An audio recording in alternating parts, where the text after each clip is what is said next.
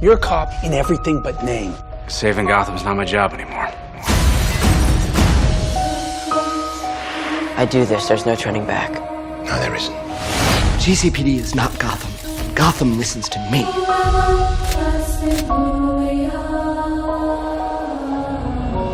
We're big girls. We can handle ourselves. That was awesome. I want an army. An army like me. I don't think Gotham's running out of monsters anytime soon.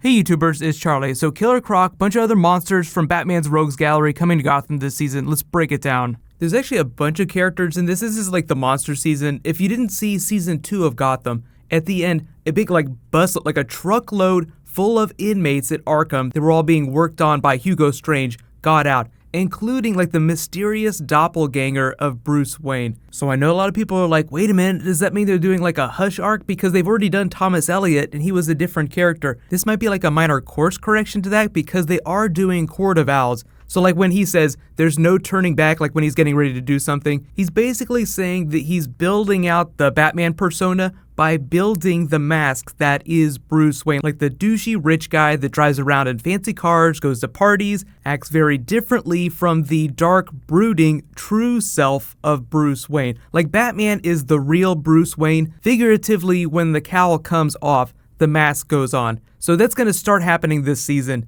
And to talk about Killer Croc here, because I know everyone saw Suicide Squad and they're like, hey, wait a minute, where's the scales? So what I think is going on here is that they're just showing him in an earlier stage of mutation. He didn't go from 0 to the way he looks right here overnight. That took a little bit of time. So in the way that Bruce Wayne is slowly becoming Batman over the course of this series, Killer Croc also slowly becoming the full crocodile self that he's going to be eventually. But if you guys did wonder, Killer Croc during Suicide Squad, that was practical effects. He actually walked around with that makeup on. It wasn't a full CG character say King Shark or Gorilla Grodd. But we got Bruce here probably being introed to the Court of Owls.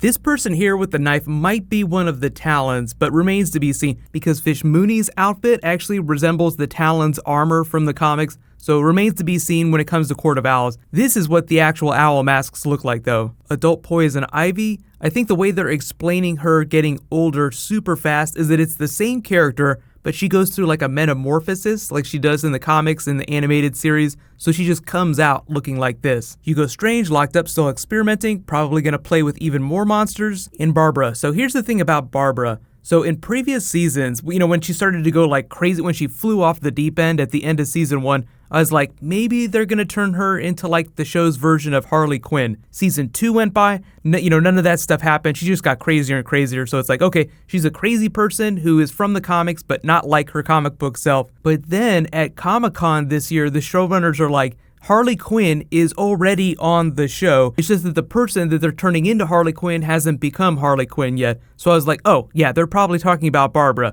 Very clearly, she has the Harley Quinn persona. I'm free from the shackles of what society has told me the way I'm supposed to act. I'm just gonna do whatever I want. I've been completely free. That was all what she did last season when she got out of Arkham. She was assaulting Jim Gordon with this new self that she's become. So I think that she's the show's version of Harley Quinn. But you guys can let me know in the comments. What do you think about the monsters season of Gotham? Now, obviously a lot of Batman villains are monsters, so they are pushing deeper into comic book stuff, but it does seem like they're taking their time and going to straight up Batman comic book stuff because the showrunner made some comments about costumes and makeup, monster makeup that I don't necessarily agree with. He's like, yeah, I don't think it totally works, so I don't necessarily agree with that. You can totally have a comic booky TV show, just as long as, say, TV Bruce Wayne is true to comic book Bruce Wayne. So it's really the way the characters are written, the performance, the tone that's important. The costumes, the way it looks, not quite as important. Although I will say, even if you're gonna do a toned down or less evolved version of a character,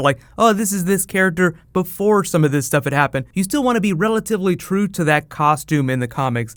Jesse Quick on The Flash, for instance. They introduced that character during season 2, But she didn't have Speed Force powers. Season 3, she's coming back. People saw her on set recently and said that she's wearing a version of her comic book costume. They didn't say if it's the red Jessie Quick costume or if it's the blue Liberty Bell costume. But still, even if she doesn't have Speed Force powers, she still looks very much like her comic book self. So I think as long as Gotham stays relatively true to like the characters and some of the look and the tone of the characters from the comics, I think it'll be fine. But I'm not planning on doing weekly videos for the episodes just because so much is happening. Like they have Superman on Supergirl in the same time slot on Mondays. So of course my attention's going to be focused on Superman. But if there is anything really notable that happens on Gotham, I'll totally do a video for it. I'll probably at least do a video for the first episode. So be sure to subscribe to get all that stuff. There is a new round of the DC giveaway that's going in now. All you have to do to enter is be a subscriber, leave a comment on this video. There's been a whole bunch of DC stuff happening this week, mostly because of Deathstroke, Batman stuff.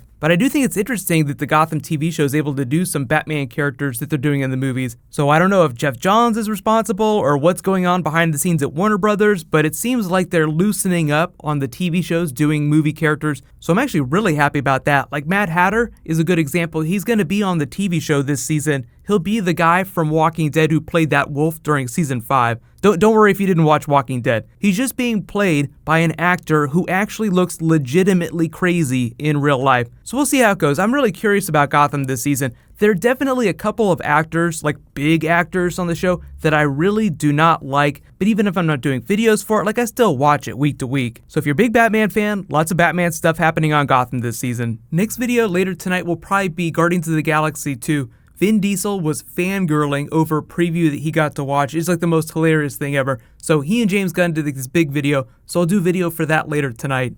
While you guys wait for that to post, you can click here to watch Vin Diesel fangirl on Avengers Infinity War Guardians crossover, and you can click here to learn all about Jessie Quick on The Flash Season 3. Thank you so much for watching, everybody. Let's high five. I'll see you guys tonight.